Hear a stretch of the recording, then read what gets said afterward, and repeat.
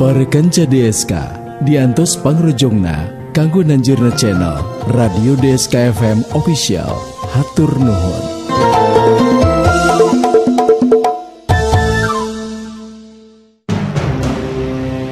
Sirawing nitis, sirawing nitis.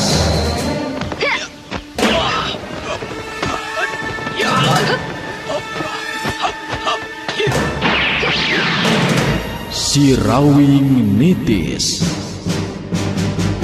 Dongeng Sunda Roman Silat nu ngajujut lagu mapai rundayan carita kahirupan turunan Jawara kakoncara jujulukna Sirawi.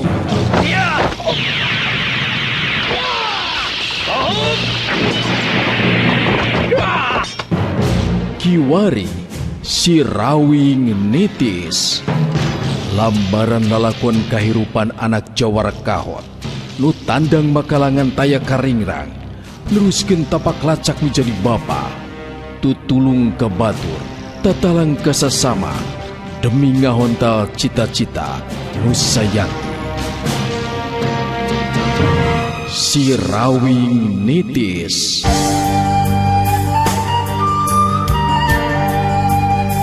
RMG Network midangkeun serial dongeng Sunda Sirawing nitis. Sirawing nitis. Pasir nulung kawin taya jawan bisa disorang gunungna ngajegir tepat tilur manuk mapalang caang ngaberang. Sirawing nitis. Naskah Yasana Yat R. Panutur catur Mang Inoy. Pangreka sora Dery Sanjaya. Pangreka musik Rendika MG. Pangjejer gawe Dewi Miranti. Produser ajang Gita Noviana. Produksi RMG Record.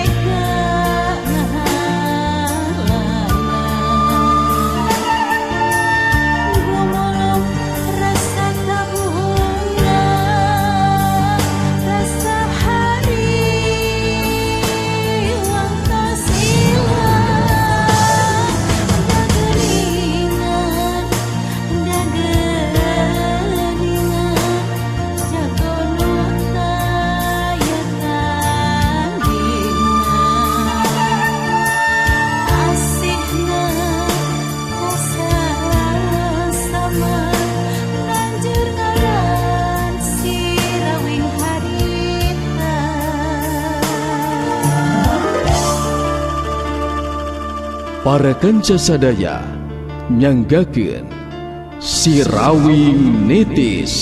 Sirawing nitis. Duta Suara Karawang 103,2 FM. Guntara harita terus tumanya deui ka Laras Anting. Ke lanan Laras, akang masih keneh penasaran ye ngeunaan Aji Sutra rek dikumahakeun ye. Nah bakal ditindak sarua saperti kulawarga Sirawing atawa kumaha? Laras Anting tembong dina waktu harita ngahulang sakedeung ngareret ka Guntara teu lila terus nyarita. Abi geus nandaskeun sikap yen di antara abi jeung Aji Sutra geus lain dulur deui. Upama memang anu ngaran Aji Sutra keukeuh rek bela tumutur ka kulawarga Sirawing ngandung arti nasib manehna oge moal beda jeung kulawarga Sirawing. Kitu tah cikeep jeung pamadegan abdi mah ka Guntara. Hebat lamun kitu mah Laras. Akang muji kana kategasan ti Laras Anting anu saperti kitu. Henteu sambarangan awewe bisa boga sikap jeung pamadegan saperti kitu Laras. Aya pantesna lamun pagoron topeng Laras dipingpin ku Laras Anting. Dewi Angrum milu mairan deui caritaan. Can pamikiran teh keraca mah ieu Nyimas ya. Upamana ieu mah Nyimas dinangke peuting dina waktu anu bareng lain si Rawing hungkul anu datang. Tapi si topeng mayit oge sarua deui datang. Kumaha tah cara nyi hareupanana Nyimas? Laras anting kitu deui Guntara jeung anggota topeng laras anu aya di dinya pada ting haruleng. Memang bingung oge upama si Rawing jeung si topeng mayit datangna babarengan. Laras anting ngareret ka Guntara, teu lila terus nyarita. Coba kumaha numutkeun ka Guntara. Mun teh mah memang nepikeun ke kitu kajadianana, abdi teu bisa mere jawaban. Nah kumaha cara Ki Barajul nyinghareupan atawa ngungkulanana Kang? Guntara tembong dina waktu harita unggut-unggutan. Naon anu diupamakeun ku Dewi Angrum memang bisa bae jadi kanyataan. Memang naon anu diupamakeun ku Dewi Angrum bisa bae jadi kanyataan. Ngan akang kungsi menang beja. Waktu tarungna si topeng mayit jeung si Rawing, dinaha ngeunaan tarung ijen jajaten mah tetela si topeng mayit memang leuwih ngutamakeun kana utamana hiji jago. Hartina pamohalan, manehna maju babarengan jeung si Rawing pikeun nyinghareupan guru akang nyatana Ki Barajul. Jadi jelas, pastina oge maranehna bakal maju saurang-saurang.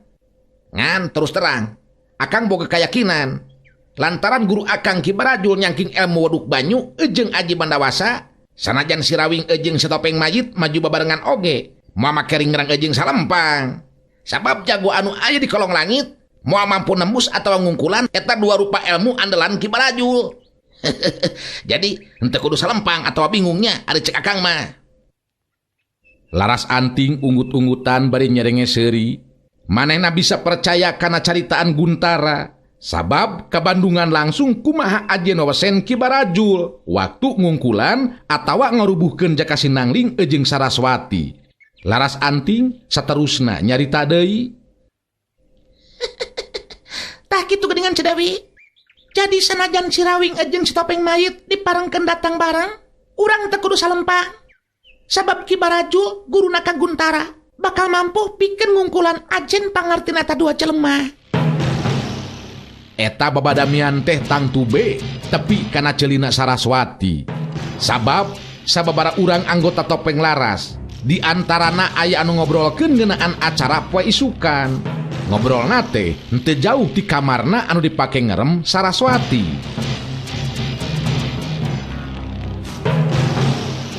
Sanajan Saraswati dina waktu keur masih kene jadi wanoja kawilang lampar-lampah jeung pangalaman. Hirup bebarengan jeung lalaki anu ngaran si Rawing, anu ti waktu ka waktu teu boleh aya bae jalma anu hayang nandasa. Saraswati tetep tabah, tapi kanyataan anu bakal disinghareupan dina poe isukan tetep ngageterkeun kana hatina. Saraswati rumahuh jero hatina. Dirina jadi ngabayangkeun upamana teh mah bener dina poe isukan, dirina ditibanan panyiksa nepikeun ka ajalna. Geus tangtu moal bisa panggih deui jeung anak minantu katut salakina. Nu leuwih nyeri deui pikeun Saraswati mah, dirina moal bisa nyaksian lahirna anu jadi incu tina kandungan ayu manganti, mangrupa incu munggaran anu mangrupa masih keneh tetesan getihna si Rawing. Duta Suara Karawang 103,2 FM. Sababara kali Saraswati narik napas panjang bari ngomong sorangan dina jero hatina. Mun bener teh dina poe isukan mangrupa poe anu panuntungan pikeun diri ai. Paling anjelu mah daya deui. Lantaran moal bisa nyaksian anu jadi incu gumelar ka alam pawenangan. Eta sigana mah anu bakal jadi kapanasaran pikeun ieu hate. Anu bakal berat mangsa diri ai ninggalkeun alam pawenangan. Kang Rawi, piraku abdi kudu namatkeun carita lalakon hirup Kang. Tamat dina poe isukan. Piraku abdi teu ditulungan maka. Kang Rawi, di mana atuh anjeun teh Kang? Kasedih mah tetep aya Saraswati harita. Malah jadi terus nyambat ka si Rawing anu jadi salakina, anu ayeuna duka teuing aya di mana.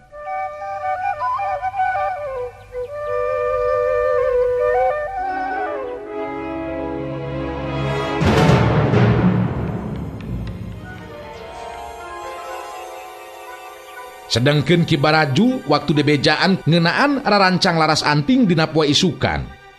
Ki Barajul ukur seuri bari ngagolerkeun awakna dina luhur tempat sare.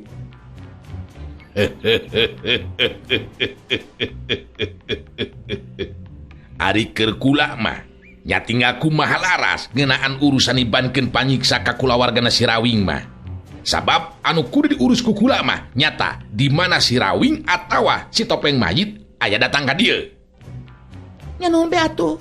Ari salira satuju mah kana rarancang abdi dina dinten enjing Ki Barajul. Da ari memang si Rawing atawa si Topeng Mayit bener datang mah didangke peuting. Salira Ki Barajul anu bakal nindakna.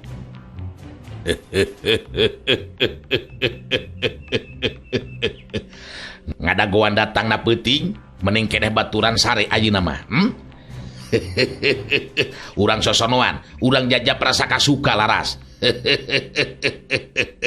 Kadatangan si Rawing jeung si Topeng Mayit teu kudu disalempangkeun. Hayu ka dieu geulis laras. Ka dieu laras anting. Tenang heula atuh Ki Barajul. Henteu kedah gurung gusuh Kang. Anu penting abdi apantos jelas jadi milik salira. Komo muntos beres ngabinasakeun si Rawing jeung si Topeng Mayit mah sanes bae diri abdi anu jadi milik salira. Nanging ieu tempat sareng eusina oge milik salira.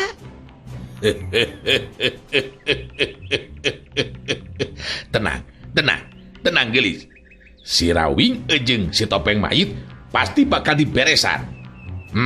Sing percaya moal bisa lepas tidak tindakan si Barajul. Nganu penting ayeuna mah sugemakeun heula diri kula. Sok ka dieu geulis. Laras anting nyamperkeun ka Ki Barajul.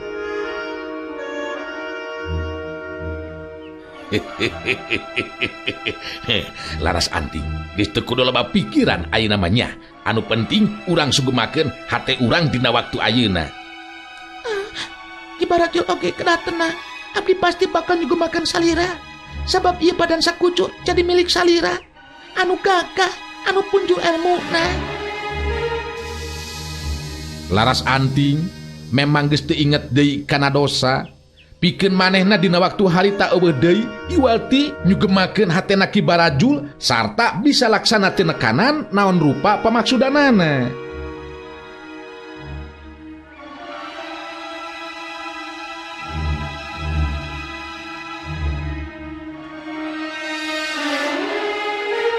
Wanci peuting sumanding, sora papaes peuting geus kadenge, ciciren wanci beurang geus lekasan.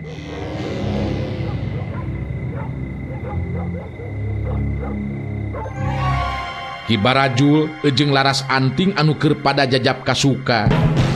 Ngadadak ting gurubu, waktu panto kamar aya nu ngetrokan bangun anu rusuh, diketrokan sababaraha kali ti luar.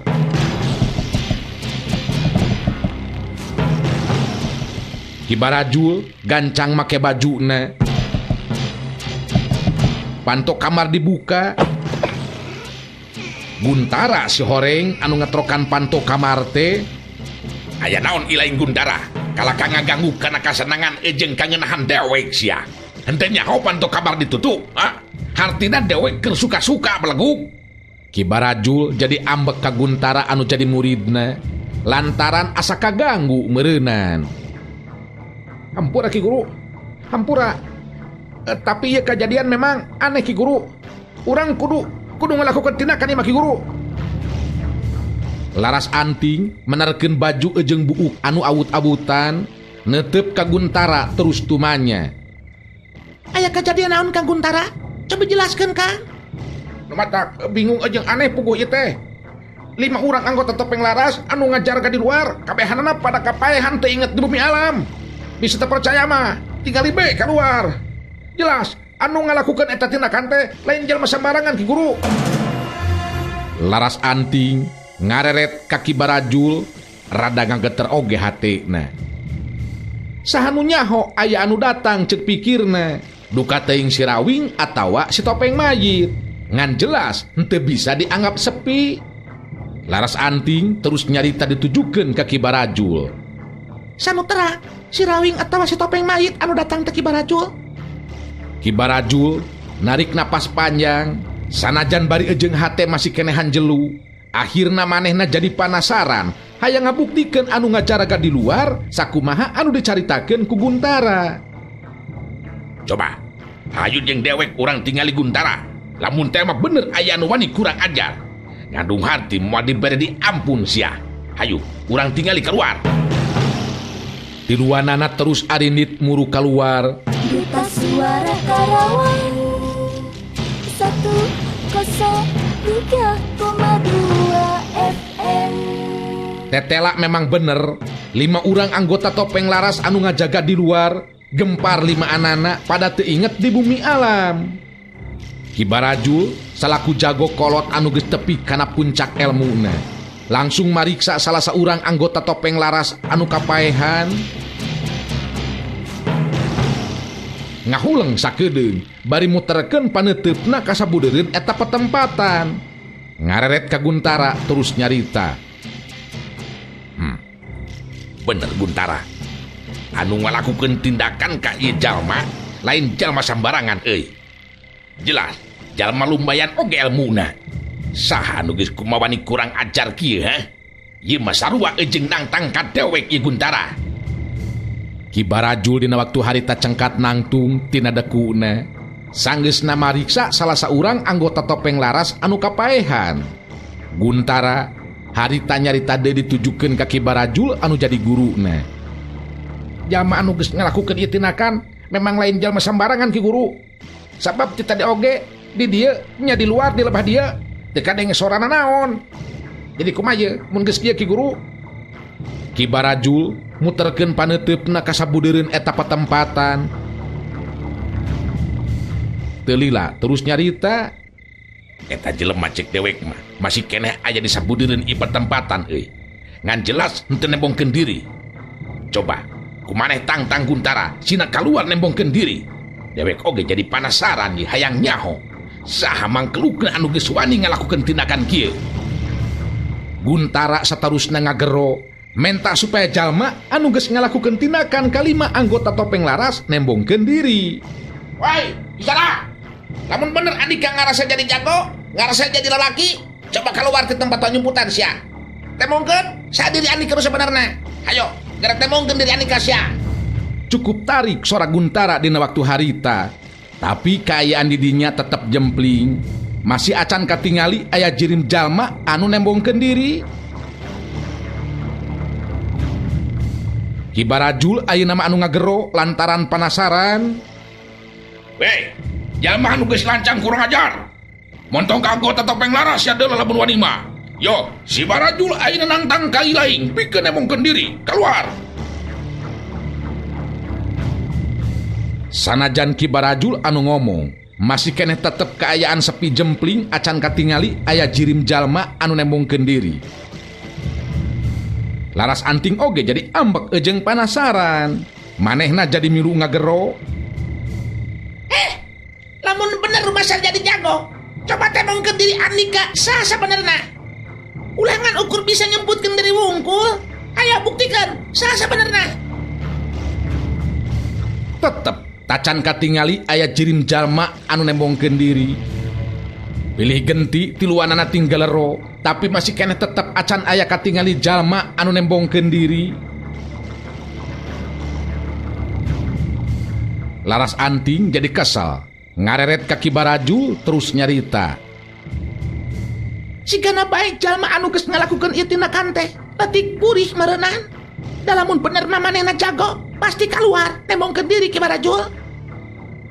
Ki Barajul panonna masih keneh muter ka sabudeureun eta petempatan. Ieu mangkeluk teh ngajak ngesang mun kieu mah. Atawa bisa jadi memang manehna leutik buri. Sieun ku dewek kawas nama ieu Guntara. Bisa jadi kitu Ki Guru. Sieun ku Ki Guru. Sabab eta jelema lamun memang boga wawanen, kuduna mah nembongkeun diri. Jatah, saha eta mangkeluk teh nya? Kurang ajar teu nyahoeun ka dewek ieu mah yeuh. Laras Anting jadi keseleun oge hatena.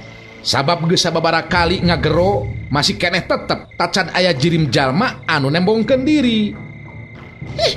Tetela lain jalma anu elmuna lumayan ieu mah Ki Barajul. Tapi jalma anu latik burih ngendar jangjang ieu jelema anu geus ngalakukeun tindakan teh yeuh. Memang letik buri ieu mah ieu mangkeluk teh. Mending keneh ka jero imah deui we ayeuna mah. Eueuh hartina ngagerwan jelema anu memang letik burih mah. Tiluanana dina waktu harita geus rek ngalengkakeun suku bari ngabalikeun awakna asup ka jero imah. Tapi henteu jadi ngalengkakeun sukuna. Pikeun laras anting mah kaget anu lain di kieuna. Sabab ti jero imah katingali aya anu lempang muru kaluar.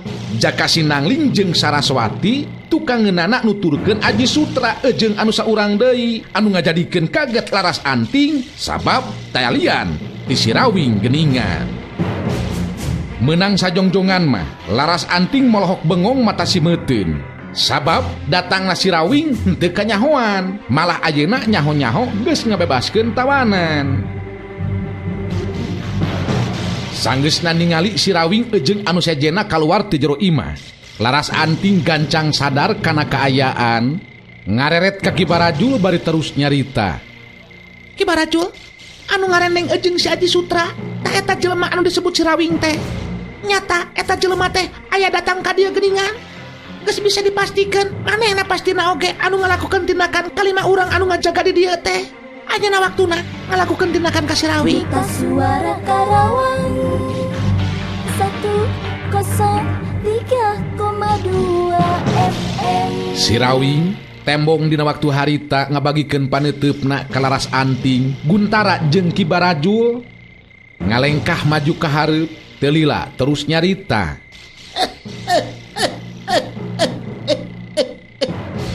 Leuwih ti heula rek ngawanohkeun diri ieu bisi can aya anu wanoh nya lantaran kadatangan kuring teh di dagoan lin. Nya ieu pisan ieu anu katelah si Rawing teh nya tiba heula acan robah ceuli anu Rawing masih keneh anger yeuh ayeuna oge. Atuh kalaras anting mah geus nyaho tah eta tah anu ngora Guntara terus anu kolotna guruna nya anu nalah Ki Meregel Ki Barujul. Kuring yeuh si Rawing teh yeuh apa meureunannya ku sakali panggih oge lin. Ki Barajul jeung Guntara kudu ngaku dina hatena masing-masing yen jalma anu ngaran si Rawing memang teu bisa dianggap enteng. Buktina tindakan anu dilakukeun ku dirina bet eueuh anu nganyahoankeun. Kitu deui kajadian di luar mangsa ngarubukeun 5 urang anggota topeng laras anu ngajaga. Laras anting nyarita di barung jeung Jebi. Andika memang wanian Rawing tetela wani geuningan datang ka dieu ngandung harti dina penting ieu geus saya gadiri pikeun ajar binasa di petempatan Rawing. Ngecan puguh ari ajal mah nyai sabab acan oge terapanan ieu teh tarungna. Ngan anu jelas datang ka dieu teh rek nulungan ngabebaskeun anak jeung pamajikan. Tah ayeuna eta maksud teh geus dilaksanakeun. Nyarek balik we ayeuna mah nya ari geus eueuh nanaon deui mah yo. Ki Barajul ngalengkah maju ka hareup, katenangan sikap jeung caritaan si Rawing mangrupa tantangan pikeun dirina. Ki Barajul ngetep ka si Rawing teu lila terus nyarita. Ilaing tetela geus nyaho ka dewek geuningan Rawing. Alus lamun geus nyaho mah dewek ayeuna anu bakal mereka tangtuan ka si Lai. Ulah warga Ilai bakal bebas salamet bisa ninggalkeun ieu petempatan upama dina waktu urang ijen jajaten Ilai anu unggul. Si Rawing tembong dina waktu harita nyerenge seuri deui. Sikap jeung caritaanana bet siga lain anu rek tarung. Nyalsena keranan teu beda ti anu keur ngobrol biasa. Jadi caritana mah berenang di tangtang tarung ieu teh nya. Hanya kapisan Ki Barajul geus kolot masih keneh murugul jeung benang digodeg-godeg ku laras anting. kermah awewena teh umurna sahandapeun. Aya oge nya nu geus kolot beunang diatur ku nu sahandapeun nya. Rawing, dengekeun ku ilaing sia. Kadatangan ilaing memang diarep-arep, tapi dewek lain hayang ngobrol. Nu jelas dewek hayang ijen jajaten jeung ilaing dina waktu ayeuna sia. Kumaha kardi? Ki Barajul, kuring ngarti. Ayeuna ditangtang silih uji pangarti kulantaran Ki Barajul nurut ka awewe nu hianat ka salaki. Jadi meureunnan ayeuna teh hayang neangan ka nyeri lin. Teu naon ari jelema bager kasep Rawing mah naon kahayang anu nyarita rek dilayanan. Lain disidik-sidik mah rada sol geuningan bujal teh Ki Barajul. Kumaha jelembur gedang gandul. Resep lah diajul ku Ki Barajul sina murudul. Disebut awewe anu hianat ka salaki. Puguh be laras anting ambek ka si Rawing. Laras anting terus nyarita deui ditujukeun ka Ki Barajul. Teu kudu ngalayanan si Rawing nyarita Ki Barajul. Manehna mah memang bisa pisan sok ngulur-ngulur waktu. Leuwih hade buru-buru binasakeun jalma anu saperti si Rawing mah. Kuring geus teu hayang ningali lila-lila jalma saperti ngaran si Rawing. Ki Barajul langsung nangtukeun sikepna. Manehna oge memang hayang buru-buru ngarubuhkeun si Rawing, pikeun ngabuktikeun ka laras anting yen dirina mampu ngabinasakeun si Rawing. Rawing, montong make jeung loba omong sia deuleu. Leuwih hade tarung urang mimitian. Geura saya gadiri sia, pikeun aja binasa ku leungeun dewek. Nu sejen bisa jadi can aya anu mampu ngabinasakeun si lain, tapi dewek moal make kudu susah sia, pikeun ngabinasakeun jelema saperti ilai. Kekeh ya. Urang daek wae ieu teh ya diadukeun ku laras anting. Nya ari daek diadukeun mah henteu neon-neon. Da ari kuring mah lain hayang diadu epangna ka dia oge, tapi hayang ngabebaskeun kulawarga. Lain meni mun deui kitu etah panon. Komo mun bolotot. Jada sia, montong ngabacot wae sia deuleu Rawing. Urang mimitian ieu tarung. Ya.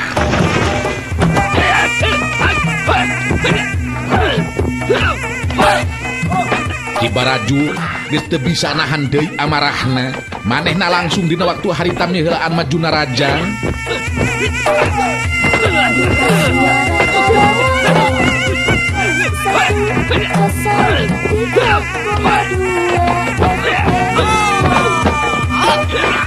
Marengan kana daya panarajangna jelas ngagunakeun aji bandawasa. Si Rawing ditewak lebah cangkengna, saterusna dibantingkeun ku Ki Barajul, tapi kaget anu lain dikieuna pikeun Ki Barajul. Sabab kekuatan tanaga bantinganana lir upama anu leungit, awak si Rawing jadi hampangna keranan teu beda ti kapas. Dibantingkeun teh lain ngagedebut, tapi kalakah ragrag dina kaayaan tetep nangtung. Ki Barajul beuki panasaran.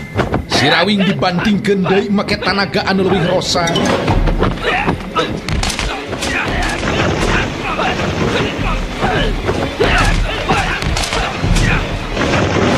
Tapi kajadianana tetep terobah. Dibantingkeun sababaraha kali, si Rawing lain rubuh ngagedebut, tapi nangtung deui awakna jadi hampang lir upama kapas.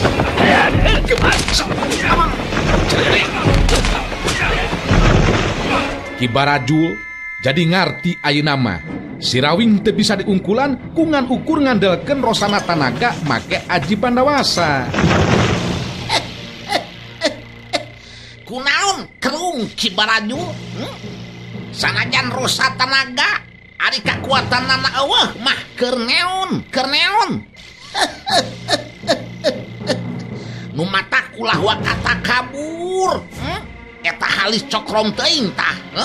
Jadi ngahalangan kalapanon. Alah, beres tarung terus leureuh heula bari tah ngarujak hayam geura ngeunah teh. Ki Barajul tambah beuki nafsu sabab si Rawing nganggap nangaheureuyan ka manehna. da puguh Ki Barajul mah acan apal ka si Rawing. Ki Barajul netep ka si Rawing bari ngagerendeng ngomong sorangan. Nyata tetela lain kudu dibandingkeun kaya kieu mah. Kakuatan Aji Pandawasa eueuh pangaruhna sabab awak si Rawing jadi hampang teu beda ti kapas. Ieu mah kudu dipotong-potongkeun heula ye leungeun ejeng suku si Rawing. Bener, lain dibandingkeun tapi kudu dipotongkeun heula kokot ejeng cokorna. Kakara bisa diperenan jiwana. Kitu tekadna Ki Barajul dina waktu harita. Sanggeusna sababaraha kali ngabanting-bantingkeun si Rawing tetela eueuh hasilna. Serog. Ki Barajul harita ngawangun pasangan deui. Satarusna ngagerok handaruan bari ngagajeleng luncat majuna raja.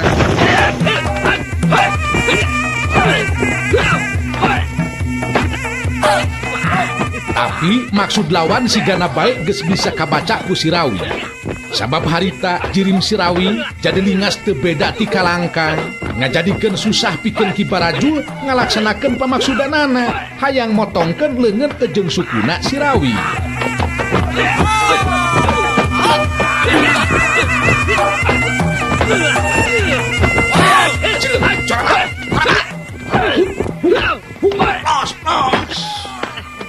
Jirim si Rawing bener-bener hese ayeuna mah pikeun ditewakna.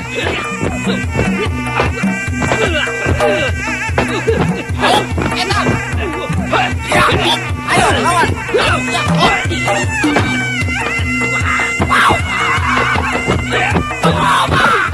Ki Barajul jadi kaget jeung gemes sabab terus-terusan ngarangsek kamu jadi lawan tapi bororaah bisa newak leungeun atawa suku si Rawing. Betkeun kana bajuna oge muhu hese na keranan.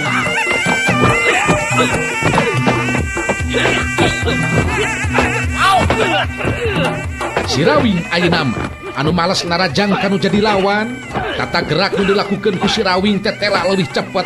Teu matak aneh lamun panarajang si Rawing kena kana anggota badan anu jadi lawan. Jeblos, cegah, jebret,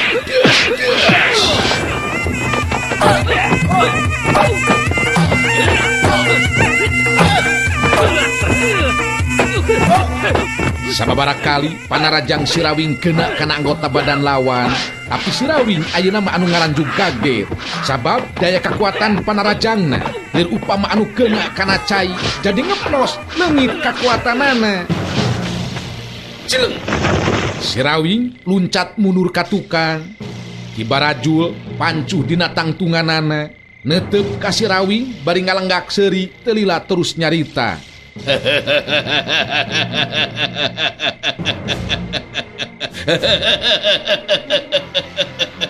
Hayo sia, hayo. Anu leuwih kuat tanagana, hayo sia, nu leuwih kuat panarajang Rawing. Ku dewek eta panarajang anu keuna kana sasaran teh. Bet eueuh karasana naon-naon euy. Eueuh pangaruh naon-naon eta panarajang teu keur dewek sia ha. Maju deui sia. Maju deui Rawing. Hayo maju deui sia. Si Rawing bisa ngarti ayeuna mah anu jadi lawanna ngalapis ku kakuatan ilmu anu kawilang aneh oge. Tapi pikeun si Rawing anu geus weureuseubeul ku pangalaman, rasa kakagetna henteu lila.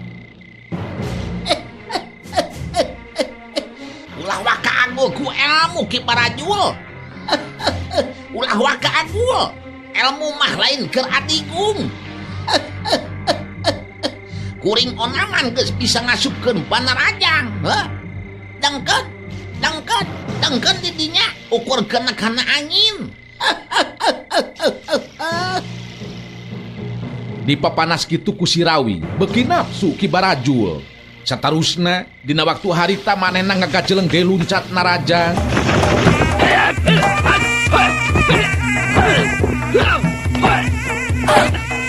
Motaha panarajangna leuwih garang jeung leuwih bayangan tibatan tadi.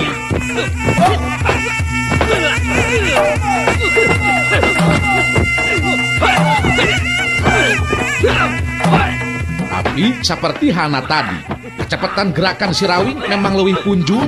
Antukna panarajang lawan teu bisa keuna kana sasaran.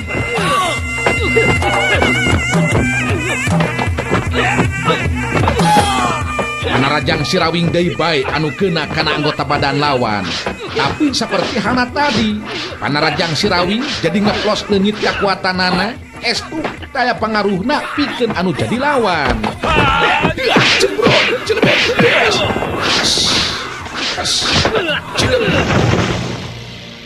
Sirawing luncat mundur deui ka tukang, sedangkeun Ki Barajul nulak cangkeng bari neuteup ka Sirawing.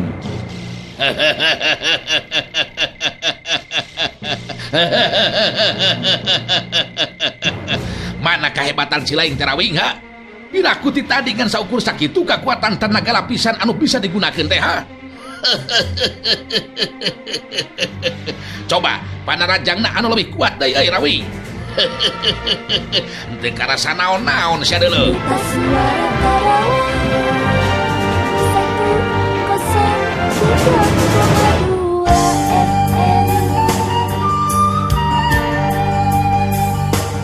RMG Network rengse midangkeun serial dongeng Sunda Sirawing Nitis. Sirawing Nitis. Lamping pasir nulung kawin, taya jalan bisa disorang,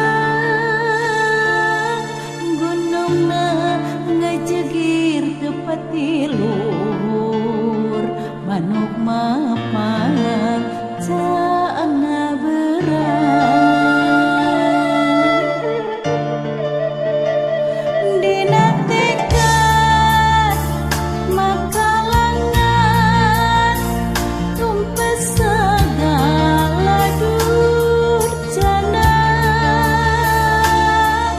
horeng jawara sajati, katentreman harita ngadadak ayah.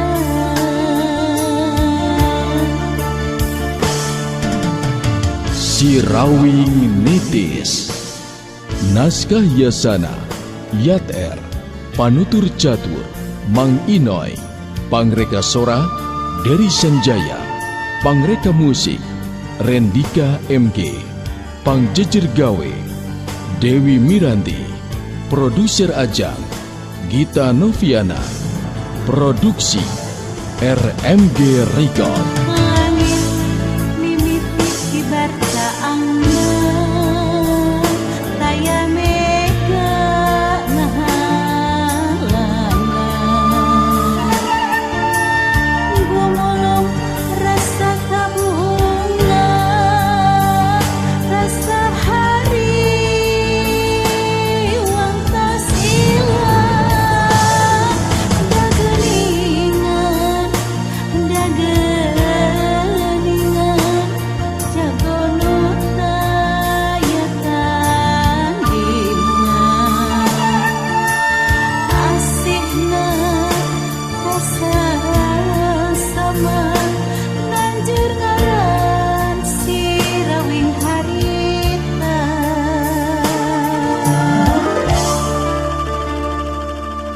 Para kanca sadaya Wilujeng Kantun